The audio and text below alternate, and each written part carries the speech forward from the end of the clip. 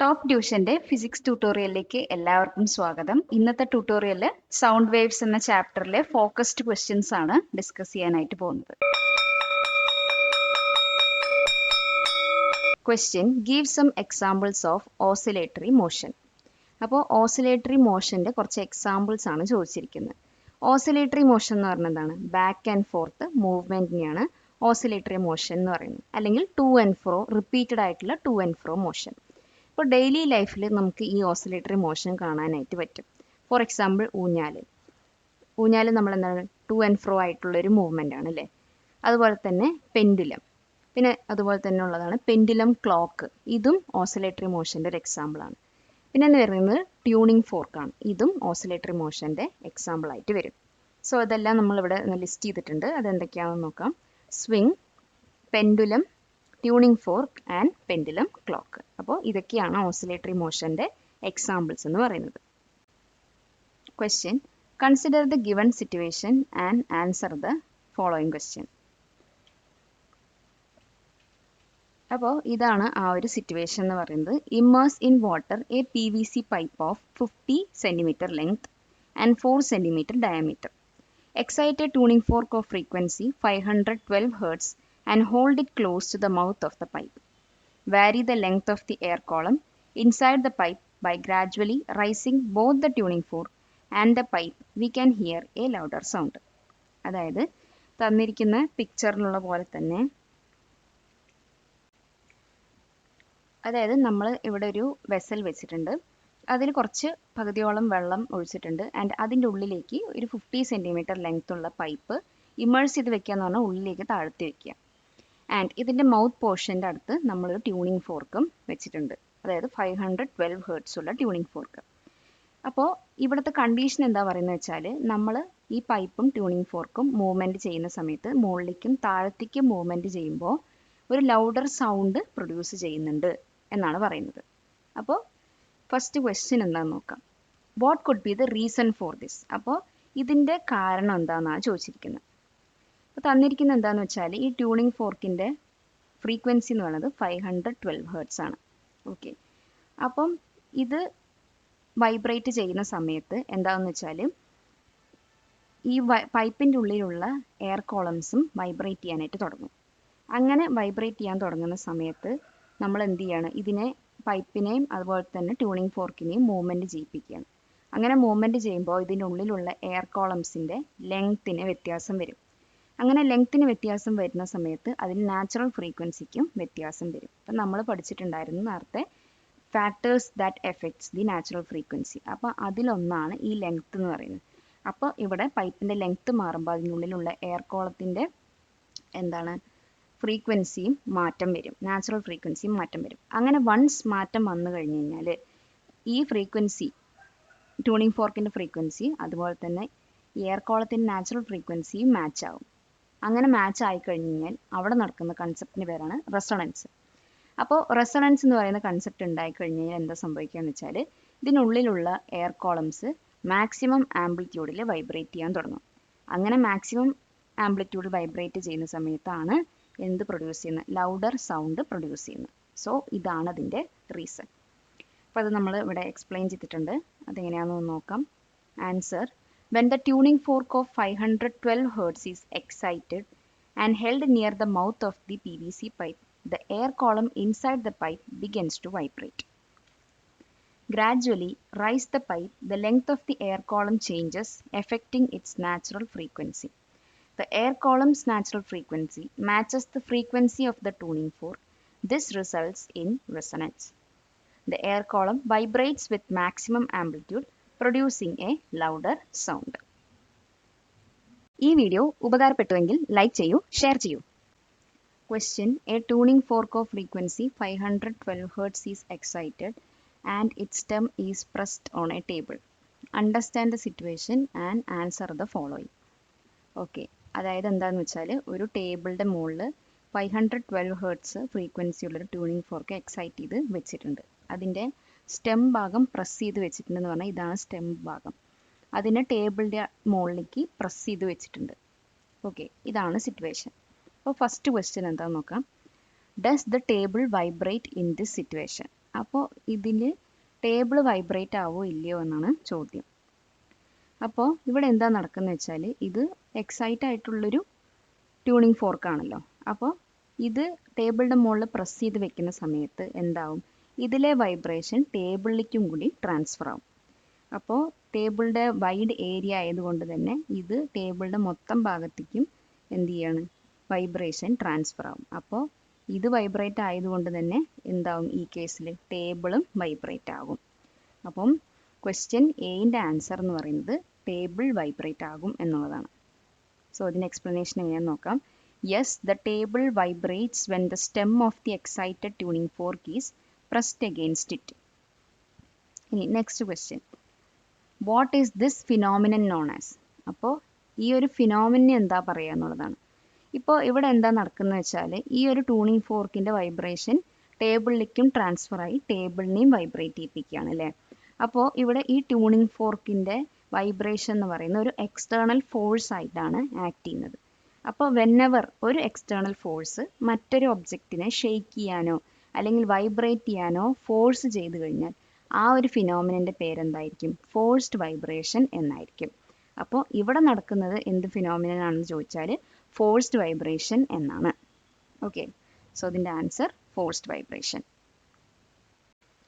Question, give some examples of waves. അപ്പോൾ വേവ്സിൻ്റെ കുറച്ച് എക്സാമ്പിൾസ് പറയാനാണ് ചോദിച്ചിരിക്കുന്നത്. അപ്പോൾ ഇവിടെ കുറച്ച് എക്സാമ്പിൾസ് ലിസ്റ്റ് ഔട്ട് ചെയ്തിട്ടുണ്ട്. അത് ഏതൊക്കെയാണെന്ന് നോക്കാം. Radio waves. അപ്പോൾ റേഡിയോ വേവ്സ് എന്ന് പറഞ്ഞു കഴിഞ്ഞാൽ ഇലക്ട്രോ മാഗ്നറ്റിക് വേവ്സ് ആണ്. നമ്മൾ മോസ്റ്റ് ആയിട്ട് വയർലെസ് കമ്മ്യൂണിക്കേഷൻസിൽ യൂസ് ചെയ്യുന്ന വേവ്സ് ആണ് റേഡിയോ വേവ്സ് എന്ന് പറയുന്നത്. മറ്റൊന്ന് സീസ്മിക് വേവ്സ് ആണ്. സീസ്മിക് വേവ്സ് എന്ന് പറയുന്നത് എർത്ത് ക്വേക്സ് കാരണം ഉണ്ടാകുന്ന കുറച്ച് വൈബ്രേഷൻസ് ആണ്. ഈ വൈബ്രേഷൻസ് എർത്തിലൂടെയാണ് വരുന്നത്. അതാണ് സീസ്മിക് വേവ്സ്. മറ്റൊന്ന് ലൈറ്റ് വേവ്സ് ആണ്. ലൈറ്റ് വേവ് എന്ന് പറയുന്നതും ഒരു ഇലക്ട്രോ മാഗ്നറ്റിക് വേവ് തന്നെയാണ്. ഇത് വാക്വം അതുപോലെ തന്നെ സ്പേസിലൂടെ ട്രാവൽ ചെയ്യുന്ന വേവ്സ് ആണ് ലൈറ്റ് വേവ്സ് എന്ന് പറയുന്നത്. ലാസ്റ്റ് വൺ എന്ന് പറയുന്നത് സൗണ്ട് വേവ്സ് ആണ്. സൗണ്ട് വേവ്സ് എന്ന് പറയുന്നത് ഒരു മീഡിയം ആവശ്യമുള്ള വേവ് ആണ് sound waves. Air, water, solids പോലുള്ള മീഡിയംസ് ആവശ്യമാണ് ഈ ടൈപ്പ് ഓഫ് വൈബ്രേഷൻസ്. അപ്പോൾ ഇതൊക്കെയാണ് വേവ്സിൻ്റെ കുറച്ച് എക്സാമ്പിൾസ് എന്ന് പറയുന്നത്. Question, explain with example mechanical waves and electro magnetic waves. അതായത് ഈ രണ്ട് വേവ്സിനെ കുറിച്ചിട്ട് എക്സാമ്പിൾ വെച്ചൊന്ന് എക്സ്പ്ലെയിൻ ചെയ്യാനാണ് പറഞ്ഞിരിക്കുന്നത്. മെക്കാനിക്കൽ വേവ്സ് എന്ന് പറഞ്ഞു കഴിഞ്ഞാൽ ഒരു മെറ്റീരിയൽ മീഡിയം ട്രാൻസ്മിഷന് വേണ്ടി അത്യാവശ്യമാണ് ഈ ടൈപ്പ് ഓഫ് വേവ്സിന്. അപ്പോൾ മെക്കാനിക്കൽ വേവ്സ് തന്നെ നമുക്ക് രണ്ട് ടൈപ്പിലുണ്ട്.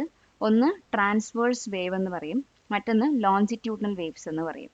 അപ്പം ട്രാൻസ്വേഴ്സ് വേവിൻ്റെ എക്സാമ്പിളാണ് ഈ റിപ്പിൾസ് ഓൺ വാട്ടർ സർഫേസും ലോഞ്ചിറ്റ്യൂഡിനൽ വേവ്സിൻ്റെ സൗണ്ട് വേവ്സുമാണ്.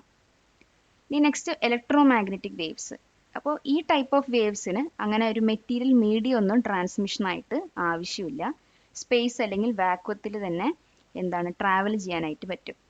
അപ്പോൾ എക്സ്റേസ്, അൾട്രാ വയലറ്റ് വേവ്സ്, അതുപോലെ തന്നെ മൈക്രോവേവ്സ്, ഇതൊക്കെയാണ് ഇലക്ട്രോ മാഗ്നറ്റിക് വേവ്സിൻ്റെ എക്സാമ്പിൾസ് എന്ന് പറയുന്നത്. അപ്പോൾ ഇതെങ്ങനെയാണ് എക്സ്പ്ലെയിൻ ചെയ്തിരിക്കുന്നത് നോക്കാം. Mechanical waves need A material medium four transmission. Example water. Electromagnetic waves can travel through empty space without needing a medium.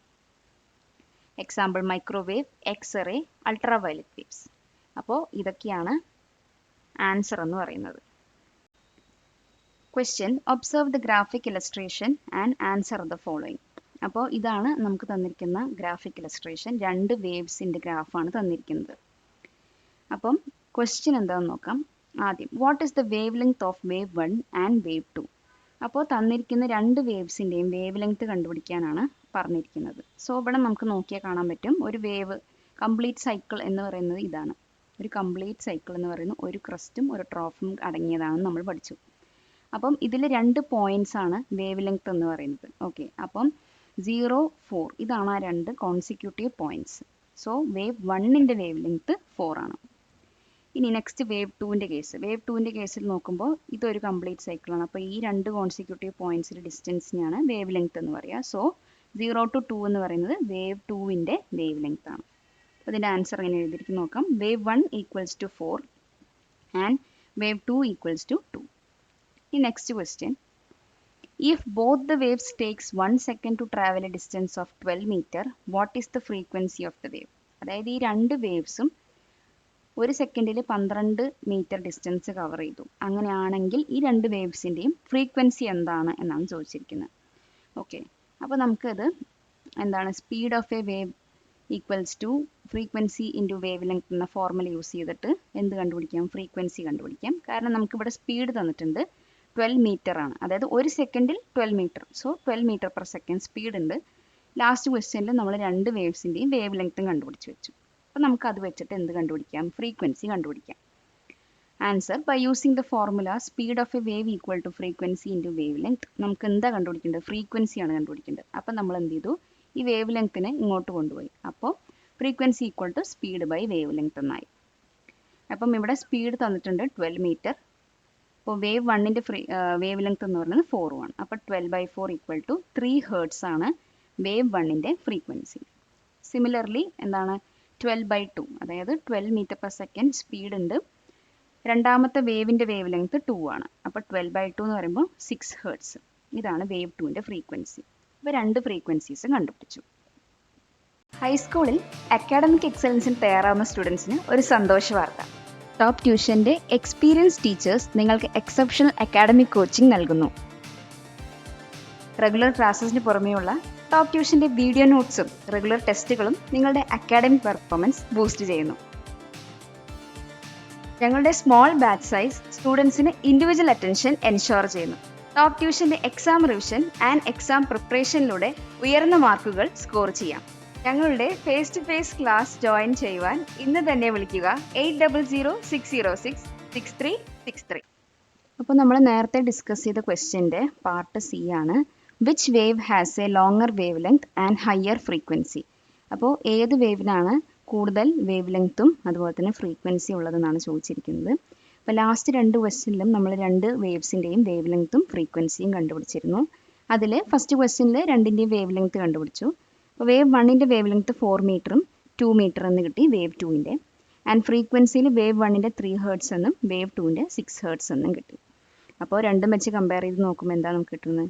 Wave വണ്ണിന് കൂടുതൽ വേവ് ലെങ്ത് ഉണ്ട്, അതുപോലെ തന്നെ വേവ് 2ന് കൂടുതൽ ഫ്രീക്വൻസി ഉണ്ട് എന്നാണ്. സോ ഇതിൻ്റെ ആൻസർ അങ്ങനെ എഴുതിയിരിക്കുന്നത് നോക്കാം. Wavelength of wave 1 equal to 4 metre and wave 2 equal to 2 metre. Frequency wave 1 3 hertz and wave 2 6 hertz. Therefore, wave 1 has longer wavelength and wave 2 has higher frequency. അപ്പോൾ ഇതാണ് ഈ ക്വസ്റ്റ്യൻ്റെ answer. Question, what is the relation between wavelength and frequency? അപ്പം wave ലെങ്ത്തും ഫ്രീക്വൻസിയും തമ്മിലുള്ള relation എന്താണെന്നാണ് ചോദിച്ചിരിക്കുന്നത്. അപ്പോൾ റിലേഷൻ എന്ന് പറയുന്നത് രണ്ടും ഇൻവേഴ്സ്ലി പ്രൊപ്പോർഷണലാണ്. അതായത് വേവ് ലെങ്ത് കൂടുമ്പോൾ ഫ്രീക്വൻസി കുറയും, അതേപോലെ തന്നെ ഫ്രീക്വൻസി കൂടുതലാകുമ്പോൾ വേവ് ലെങ്ത് കുറയും. അങ്ങനെ ഒരു ഇൻവേഴ്സ്ലി പ്രൊപ്പോർഷണൽ ആയിട്ടുള്ള റിലേഷൻഷിപ്പാണ് വേവ് ലെങ്ത്തിനും ഫ്രീക്വൻസിക്കും ഉള്ളത്. സോ ഇതെങ്ങനെയാണ് എക്സ്പ്ലെയിൻ ചെയ്തിരിക്കുന്നത് നോക്കാം. The relation between wavelength and frequency is inversely proportional when the speed of the wave remains constant. This means that as wavelength increases frequency decreases and vice versa. അതായത് frequency increase ആകുമ്പോൾ wavelength decrease ആകും. So ഇതാണ് the ക്വസ്റ്റ്യൻ്റെ answer. Question, analyse the figure and answer the following. അപ്പോൾ ഇതാണ് figure എന്ന് പറയുന്നത്. ഇത് വെച്ചിട്ടാണ് നമ്മൾ ക്വസ്റ്റ്യൻസ് ആൻസർ ചെയ്യാനായിട്ട് പോകുന്നത്. So first question, if the wave takes 1 second to reach A from O, what is the frequency? അതായത് ഒയിൽ നിന്ന് എയിലേക്ക് വരാനായിട്ട് ഈ ഒരു വേവിന് 1 സെക്കൻഡ് സമയമെടുത്ത് വരുന്നുണ്ടെങ്കിൽ അതിൻ്റെ ഫ്രീക്വൻസി എന്താണ് എന്നാണ് ചോദിച്ചിരിക്കുന്നത്. അപ്പോൾ ഫ്രീക്വൻസി നമ്മൾ എങ്ങനെ കണ്ടുപിടിക്കുക? Number of oscillation by time എന്നല്ലേ. അപ്പോൾ ഇതിൽ എത്ര ഓസിലേഷൻ ഉണ്ട് എന്ന് ആദ്യം നമ്മൾ കണ്ടുപിടിക്കണം.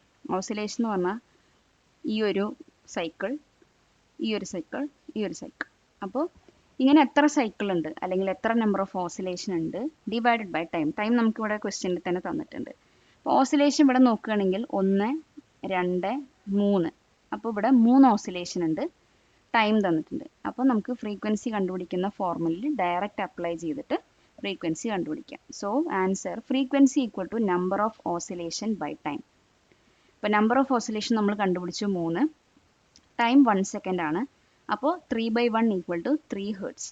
സോ എന്താണ് ഈ ഒരു വേവിൻ്റെ ഫ്രീക്വൻസി എന്ന് പറയുന്നത് 3 ഹേർട്സ് ആണ്. ഇതാണ് ക്വസ്റ്റ്യൻ്റെ ആൻസർ. നെക്സ്റ്റ് നമ്മൾ നേരത്തെ ഡിസ്കസ് ചെയ്ത ക്വസ്റ്റ്യൻ്റെ തന്നെ പാർട്ട് ബി ആണ്. What is the speed of a wave? Okay, അപ്പോൾ നമ്മൾ എ പാർട്ടിൽ എന്തായിരുന്നു കണ്ടുപിടിച്ചിട്ടുണ്ടായിരുന്നത്? ഈ ഒരു വേവിൻ്റെ ഫ്രീക്വൻസി എന്താണെന്ന് കണ്ടുപിടിച്ചു. ഇനി ഇതിൻ്റെ സ്പീഡാണ് കണ്ടുപിടിക്കാൻ പറഞ്ഞിരിക്കുന്നത്. സോ നമുക്ക് മറ്റൊന്നും വേണ്ട, ഒരു വാല്യൂ എന്ന് പറയുന്നത് വേവ് ലെങ്ത് ആണ് അല്ലേ. അപ്പോൾ ഈ ഫിഗറിൽ നമുക്ക് വേവ് ലെങ്ത് കണ്ടുപിടിക്കാൻ പറ്റും. ഒരു വേവ് ലെങ്ത് എന്ന് പറയുന്നത് 2 കോൺസിക്യൂട്ടീവ് പോയിന്റ്സ് ആണ്. അതായത് ഒരു കംപ്ലീറ്റ് സൈക്കിളിൻ്റെ 2 കോൺസിക്യൂട്ടീവ് പോയിന്റ്സിന് നമ്മൾ വേവ് ലെങ്ത് എന്ന് പറയും. അപ്പോൾ ഇവിടെ ഇതിൻ്റെ ഡിസ്റ്റൻസ് എന്ന് പറയുന്നത് എന്താണ്? 0 to 2. അതായത് വേവ് ലെങ്ത് ഇവിടെ 2 ആണ്. അപ്പോൾ നമുക്ക് വേവ് ലെങ്ത് കിട്ടി. ലാസ്റ്റ് ക്വസ്റ്റ്യനിൽ ഫ്രീക്വൻസിയും കണ്ടുപിടിച്ച് വെച്ചിട്ടുണ്ട്. സോ ഇത് ഡയറക്റ്റ് ആയിട്ട് സ്പീഡ് ഓഫ് ദ വേവ് എന്ന് പറയുന്ന ഫണ്ടമെന്റൽ ഇക്വേഷനിൽ അപ്ലൈ ചെയ്ത് കഴിഞ്ഞാൽ സ്പീഡ് കണ്ടുപിടിക്കാൻ പറ്റും. ഓക്കെ, അപ്പോൾ here lambda equal to 2 and F equal to 3 hertz. അങ്ങനെ വരുന്ന സമയത്ത് V equal to F into lambda. അപ്പോൾ 3 ഹെർട്സ് ഇൻറ്റു 2 മീറ്റർ എന്ന് പറഞ്ഞാൽ ഈ വേവിൻ്റെ സ്പീഡ് 6 മീറ്റർ പെർ സെക്കൻഡ് എന്നാണ്. Question: The state of the particles in a wave at a particular time is depicted in the figure. Observe and answer the following questions. Okay. അതായത് ഇതൊരു wave ആണ്. ഈ graph വെച്ചിട്ട് നമ്മൾ questions answer ചെയ്യാനായിട്ട് നോക്കാം. ആദ്യത്തെ question: how many crest and tropes are there in the figure? അപ്പോൾ ക്രസ്റ്റ് എന്ന് പറയുന്നത് ഈ മുകളിലുള്ള പോർഷനെയാണ്, ട്രോഫ് എന്ന് പറയുന്ന അടിയിലുള്ള ഈ പോർഷനെയാണ്. അങ്ങനെ എത്ര ക്രസ്റ്റും ട്രോഫും ഉണ്ട് എന്നാണ് ചോദ്യം. ഓക്കെ, അപ്പോൾ ഇവിടെ 1, 2, 3 ക്രസ്റ്റ് ഉണ്ട്, 1, 2, 3 ട്രോപ്സ് ഉണ്ട്. സോ 3 ക്രസ്റ്റ് ആൻഡ് 3 ട്രോപ്സ് ആണ് ഇതിൻ്റെ ആൻസർ. ആൻസർ എന്താണെന്ന് നോക്കാം. Crest equal to 3 and troughs equal to 3. Question: If the frequency of a longitudinal wave traveling at a speed of 350 meter per second in the air is 35 hertz, then question A: what is the distance between two consecutive compression of this wave? Okay, അതായത് നമ്മൾ ഇത്ര നേരം discuss ചെയ്തത് എന്തായിരുന്നു? Transverse waves കുറിച്ചിട്ടൊക്കെയായിരുന്നു. അപ്പോൾ ഈ ഒരു ക്വസ്റ്റ്യനിൽ ലോഞ്ചിറ്റ്യൂഡിനൽ വേവിനെ കുറിച്ചിട്ടാണ് പറയുന്നത്. അപ്പോൾ ഒരു ലോഞ്ചിറ്റ്യൂഡിനൽ വേവിൻ്റെ സ്പീഡ് 350 എന്ന് തന്നിട്ടുണ്ട് ആൻഡ് അതിൻ്റെ ഫ്രീക്വൻസി 35 ഹേർട്സ് എന്ന് തന്നിട്ടുണ്ട്. 2 കോൺസിക്യൂട്ടീവ് കംപ്രഷനുകൾ തമ്മിലുള്ള ഡിസ്റ്റൻസിനെയാണ് കാൽക്കുലേറ്റ് ചെയ്യാൻ പറഞ്ഞിരിക്കുന്നത്. അപ്പോൾ ഇവിടെ ഇതാണ് ഒരു കംപ്രഷൻ, ഇതാണ് വേറെ കംപ്രഷൻ എന്ന് പറയുന്നത്. അപ്പോൾ ഈ 2 കംപ്രഷൻ്റെ ഇടയിലുള്ള ഡിസ്റ്റൻസ് ആണ് ചോദിച്ചിരിക്കുന്നത്. അപ്പോൾ നമുക്കറിയാം സെയിം ലോജിക്ക് തന്നെയാണ് ട്രാൻസ്വേഴ്സ് വേവിലും വരുന്നത്. ഒരു ക്രസ്റ്റിൻ്റെ തുടക്കത്തുള്ള ഒരു ഭാഗവും ട്രോഫിൻ്റെ ലാസ്റ്റത്തുള്ള പൊസിഷൻ, ആ 2 പോയിന്റ് തമ്മിൽ ഡിസ്റ്റൻസിന് നമ്മൾ എന്ത് പറയും? വേവ് ലെങ്ത് എന്ന് പറയും. ഇവിടെ അതേപോലെ തന്നെ കംപ്രഷൻ ഒന്ന് ഇവിടെയുള്ളത്, മറ്റൊന്ന് ഇവിടെയുള്ളത്. അപ്പോൾ അത് രണ്ടും തമ്മിലുള്ള ഡിസ്റ്റൻസിന് നമ്മൾ എന്ത് പറയും? വേവ് ലെങ്ത് തന്നെ പറയും. ഓക്കെ, അപ്പോൾ ഇവിടെ നമുക്ക് സ്പീഡ് ഓഫ് ദ വേവ് എന്ന് പറയുന്ന ഫോർമുല യൂസ് ചെയ്തിട്ട് ഈ ലോഞ്ചിറ്റ്യൂഡിനൽ വേവിൻ്റെ വേവ് ലെങ്ത് കണ്ടുപിടിക്കാം. അപ്പം V equal to F into lambda. ഇവിടെ സ്പീഡ് 350 മീറ്റർ പെർ സെക്കൻഡ് തന്നിട്ടുണ്ട്, ഫ്രീക്വൻസി 35 ഹേർട്സ് തന്നിട്ടുണ്ട്. അപ്പോൾ നമുക്ക് കണ്ടുപിടിക്കേണ്ടത് വേവ് ലെങ്ത് ആണ്, ലാംഡയാണ്. അപ്പം വി ബൈ എഫ് എന്ന് കിട്ടും 350 ബൈ 35. അതായത് വേവ് ലെങ്ത് എന്ന് പറയുന്നത് 10 മീറ്റർ ആണ്. ഇതാണ് ഇതിൻ്റെ ആൻസർ. ഇതുപോലുള്ള വീഡിയോകൾക്കായി ടോപ്പ് ട്യൂഷൻ്റെ ഈ ചാനൽ സബ്സ്ക്രൈബ് ചെയ്യൂ. നമ്മൾ നേരത്തെ ഡിസ്കസ് ചെയ്ത ക്വസ്റ്റ്യൻ്റെ തന്നെ പാർട്ട് ബി ആണ്. What about the distance between 2 consecutive rarefactions? അപ്പോൾ നേരത്തെ നമ്മൾ എന്താ പറഞ്ഞത്? 2 കംപ്രഷൻ തമ്മിലുള്ള വേവ് ലെങ്ത് നമ്മൾ കണ്ടുപിടിച്ചു. അപ്പം അത് സെയിം ആണ്. ഇനി റെയർഫാക്ഷൻ തമ്മിലുള്ള ഡിസ്റ്റൻസ് സെയിം ആയിരിക്കുമോ, അല്ലെങ്കിൽ എന്തായിരിക്കും റെയർഫാക്ഷൻസ് തമ്മിലുള്ള ഡിസ്റ്റൻസ് എന്നാണ് ചോദിച്ചിരിക്കുന്നത്. അതായത് ഒരു റെഗുലർ സ്മൂത്ത് ലോഞ്ചിറ്റ്യൂഡിനൽ വേവ്സിൽ കംപ്രഷനും അതുപോലെ തന്നെ റെയർഫാക്ഷൻസ് ഒക്കെ ഈക്വൽ ഡിസ്റ്റൻസ് ആയിരിക്കും. അപ്പോൾ 2 കംപ്രഷൻ തമ്മിൽ ഒരു ഡിസ്റ്റൻസ് ആണെന്നുണ്ടെങ്കിൽ 2 റെയർഫാക്ഷൻസ് തമ്മിലും ഈക്വൽ ഡിസ്റ്റൻസ് ആയിരിക്കും, കാരണം അവർ ഈവൻലി സ്പേസ്ഡ് ആയതുകൊണ്ട്. സോ ഇതിൻ്റെ ആൻസർ എന്ന് പറയുന്നത് എന്താണ്? രണ്ടിനും സെയിം ഡിസ്റ്റൻസ് തന്നെ ആയിരിക്കും. അപ്പോൾ അതെങ്ങനെയാണ് എക്സ്പ്ലെയിൻ ചെയ്തിരിക്കുന്നത് നോക്കാം. The distance between 2 consecutive rarefaction in a longitudinal wave is the same as the distance between 2 consecutive compressions. So, ഇതാണ് answer. Question: A sound wave with a frequency of 175 Hz has a wavelength of 2 meter. Calculate the speed of the sound. അതായത് ഒരു direct question ആണ്. ഒരു sound വേവിൻ്റെ frequency 175 Hz ആണ്, wave length 2 metre തന്നിട്ടുണ്ട്. Just അതിൻ്റെ speed കണ്ടുപിടിച്ചാൽ മാത്രം മതി. ഓക്കെ, അപ്പോൾ നമുക്ക് സ്പീഡ് ഓഫ് ദ വേവ് എന്ന ഫോർമുലയിൽ ഡയറക്റ്റ് സബ്സ്റ്റിറ്റ്യൂട്ട് ചെയ്തിട്ട് കണ്ടുപിടിക്കാൻ പറ്റും. അപ്പം ഫ്രീക്വൻസി 175 ഹേർട്സ് തന്നു, ലാംഡ 2 മീറ്റർ എന്ന് തന്നു. അപ്പോൾ രണ്ടിനെയും മൾട്ടിപ്ലൈ ചെയ്ത് കഴിഞ്ഞാൽ 350 എന്ന് കിട്ടും. So speed of the wave എന്ന് പറയുന്നത് 350 മീറ്റർ പെർ സെക്കൻഡ് എന്നാണ്. Question: The echo of the firecracker is heard after 1 second by the person who burst it. How far is reflecting surface from the person hearing the echo? Speed of the sound in air is 350 meter per second. അപ്പോൾ ഈ figure ഒന്ന് നോക്കി കഴിഞ്ഞാൽ നമുക്ക് മനസ്സിലാവും. അതായത് ഒരാൾ fire cracker പൊട്ടിച്ചു. അപ്പോൾ ആ ഫയർ ക്രാക്കർ പൊട്ടിച്ച ആ ഒരു സൗണ്ട് വേവ് പോയി ഒരു സർഫേസിൽ തട്ടി അത് റിഫ്ലക്റ്റ് ബാക്ക് ചെയ്യുന്നുണ്ട്. അതിന് നമ്മൾ എക്കോ എന്ന് പറയും. അപ്പോൾ ഏതെങ്കിലും ഒരു സൗണ്ട് വേവ് ഏതെങ്കിലും സർഫേസിൽ പോയി തട്ടി റിഫ്ലക്റ്റ് ബാക്ക് ചെയ്യുന്നതിനെയാണ് നമ്മൾ എക്കോ എന്ന് പറയുന്നത് അല്ലേ. അപ്പോൾ ആ എക്കോ 1 സെക്കൻഡ് സമയത്തിന് ശേഷമാണ് കേൾക്കുന്നുണ്ടായിരുന്നത്.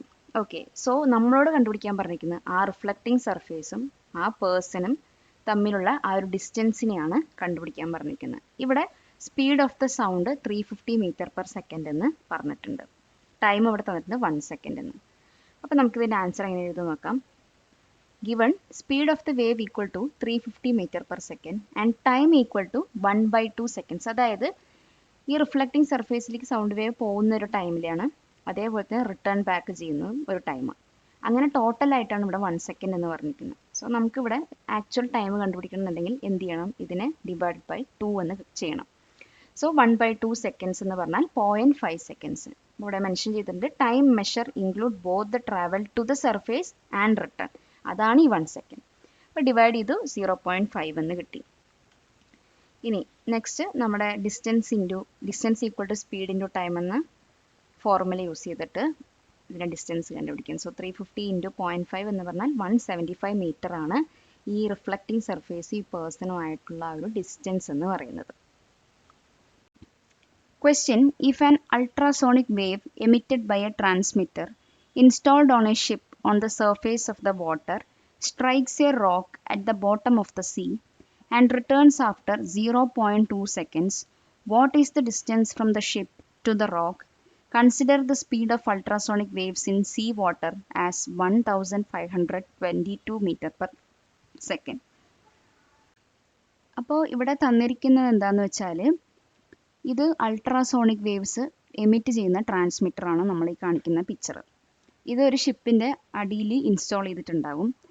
ഇതെന്താ ചെയ്യുന്നത് വെച്ചാൽ ഈ അൾട്രാസോണിക് വേവ്സ് ഒരു റോക്കിൽ പോയിട്ട് തട്ടി തിരിച്ചു വരുന്ന സമയമാണ് തന്നിരിക്കുന്നത് 0.2 സെക്കൻഡ്സ് എന്ന്. ആൻഡ് റോക്കും ഷിപ്പും തമ്മിലുള്ള ഡിസ്റ്റൻസ് ആണ് നമ്മളോട് കണ്ടുപിടിക്കാൻ പറഞ്ഞിരിക്കുന്നത്. ഈ അൾട്രാസോണിക് വേവിൻ്റെ സ്പീഡ് എന്ന് പറയുന്നത് 1522 മീറ്റർ പെർ സെക്കൻഡ് ആണ്. ഓക്കെ, ഇതാണ് തന്നിരിക്കുന്ന കാര്യങ്ങൾ. അപ്പോൾ നമുക്ക് വാല്യൂസ് ഒക്കെ ആദ്യം ഒന്ന് എടുത്തെഴുതാം. First speed 1522 metre per second. ഇനി ടൈം കാൽക്കുലേറ്റ് ചെയ്യുമ്പോഴാണ് നമ്മളൊന്ന് ശ്രദ്ധിക്കേണ്ടത്. അതായത് ഷിപ്പിൽ നിന്ന് റോക്കിലേക്ക് ഈ അൾട്രാസോണിക് വേവ് പോയിട്ടുണ്ട്, അതൊരു ടൈം. പിന്നെ ഇവിടെ പറഞ്ഞിരിക്കുന്നതെന്ന് വെച്ചാൽ റിട്ടേൺസ് ആഫ്റ്റർ 0.2 സെക്കൻഡ്സ് ആണ്. അപ്പോൾ പോകുമ്പോൾ ഒരു 0.1 സെക്കൻഡ്, പിന്നെ തിരിച്ച് റിഫ്ലക്ട് ബാക്ക് ചെയ്യുമ്പോൾ ഒരു 0.1 സെക്കൻഡും ഉണ്ട്. അപ്പോൾ അങ്ങനെയാണ് 0.2 സെക്കൻഡ്സ്. സോ അത് നമ്മൾ ഡിവൈഡ് ബൈ 2 ചെയ്ത് നമുക്ക് ആക്ച്വൽ ടൈം കിട്ടി 0.1 സെക്കൻഡ്. അപ്പോൾ നമുക്ക് എന്തൊക്കെ കിട്ടി, സ്പീഡും കിട്ടി, ടൈമും കിട്ടി. ഇനി ഡിസ്റ്റൻസേ കണ്ടുപിടിക്കേണ്ടുള്ളൂ. അപ്പോൾ നമ്മുടെ ബേസിക് ഫോർമുല യൂസ് ചെയ്ത്, അതായത് distance equal to speed into time എന്നുള്ള ഫോർമുലയിൽ സബ്സ്റ്റിറ്റ്യൂട്ട് ചെയ്ത് കഴിഞ്ഞാൽ നമുക്ക് ആൻസർ കിട്ടും. അതായത് 1522 metre per second speed into 0.1 എന്ന് ചെയ്യുമ്പോൾ 152.2 മീറ്റർ ആണ് ഈ ഷിപ്പും റോക്കും തമ്മിലുള്ള ഡിസ്റ്റൻസ് എന്ന് പറയുന്നത്. Question: explain seismic waves. അപ്പോൾ സീസ്മിക് വേവ്സ് എന്താണെന്ന് എക്സ്പ്ലെയിൻ ചെയ്യാൻ പറഞ്ഞിരിക്കുന്നത്. സീസ്മിക് വേവ്സ് എന്ന് പറയുന്നത് എർത്തിലൂടെ ട്രാവൽ ചെയ്യുന്ന വൈബ്രേഷൻ ആണ് സീസ്മിക് വേവ്സ്. അതായത് എർത്ത് ക്വേക്സ്, മാസീവ് എക്സ്പ്ലോഷൻസ് ഒക്കെ ഉണ്ടാകുമ്പോൾ എർത്തിൻ്റെ ക്രസ്റ്റിൽ നടക്കുന്ന വൈബ്രേഷൻ, അതിനെയാണ് സീസ്മിക് വേവ്സ് എന്ന് പറയുന്നത്. ഓക്കെ, ഇതിൻ്റെ എക്സ്പ്ലനേഷൻ എങ്ങനെയാണ് എഴുതിയിരിക്കുന്നത് നോക്കാം. Seismic waves are those which travel through the Earth's crust as a result of earthquakes, volcanic eruptions and massive explosions. Palakkad നിവാസികളെ, ഞങ്ങളുടെ ക്ലാസ് റൂം ട്യൂഷനിലേക്ക് നിങ്ങളെല്ലാവരും സ്വാഗതം ചെയ്യുന്നു. മറ്റൊരു വീഡിയോയുമായി നമുക്ക് വീണ്ടും കാണാം.